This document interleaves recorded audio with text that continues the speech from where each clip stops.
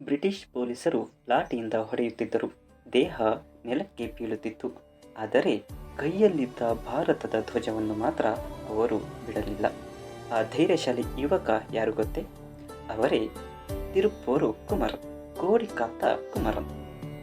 ತಿರುಪ್ಪೂರು ಕುಮರನ್ ಅವರು 1904 ಅಕ್ಟೋಬರ್ 4ರಂದು ತಮಿಳುನಾಡಿನ ಚಿನ್ನಿಮಲೈನಲ್ಲಿ ಜನಿಸಿದವರು. ಬಾಲ್ಯದಲ್ಲೇ ದೇಶಭಕ್ತಿಯ ವಿಚಾರಗಳಿಂದ ಪ್ರಭಾವಿತರಾದ ಅವರು ಬ್ರಿಟಿಷರ ಆಳ್ವಿಕೆಯನ್ನು ವಿರೋಧಿಸಿ ಸ್ವಾತಂತ್ರ್ಯದ ಚಳುವಳಿಯಲ್ಲಿ ಭಾಗವಹಿಸಿದವರು. ಅವರು ದೇಶಬಂಧು ಯುವ ಸಂಘವನ್ನು ಸ್ಥಾಪಿಸಿ ಯುವಕರಲ್ಲಿ ದೇಶಭಕ್ತಿ ಮತ್ತು ಸ್ವಾತಂತ್ರ್ಯದ ಜಾಗೃತಿ ಮೂಡಿಸಲು ಕೆಲಸ ಮಾಡಿದವರು. 1932ರಲ್ಲಿ ಬ್ರಿಟಿಷ್ ಸರ್ಕಾರ ರಾಷ್ಟ್ರೀಯ ಧ್ವಜವನ್ನು ಹಿಡಿದು ಪ್ರತಿಭಟನೆ ನಡೆಸುವುದನ್ನು ಕಠಿಣವಾಗಿ ನಿಯಂತ್ರಿಸುತ್ತಿತ್ತು.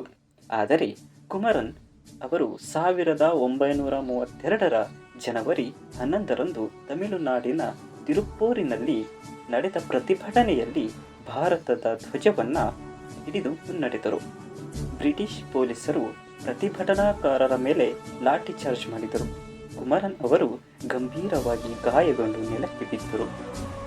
ಅವರ ಕೈಯಲ್ಲಿದ್ದ ರಾಷ್ಟ್ರಧ್ವಜ ಮಾತ್ರ ನೆಲಕ್ಕೆ ಬೀಳಲಿಲ್ಲ. ಅದೇ ಕಾರಣಕ್ಕೆ ಅವರು ಇತಿಹಾಸದಲ್ಲಿ ಕೋಡಿಕಾತ್ತ ಕುಮರನ್, ಧ್ವಜವನ್ನು ಕಾಪಾಡಿದ ಕುಮರನ್ ಎಂದು ಅಮರರಾದರು. ಅವರು ಕೇವಲ 27ನೇ ವಯಸ್ಸಿನಲ್ಲಿ ವೀರಮರಣವನ್ನು ಹೊಂದಿದರು.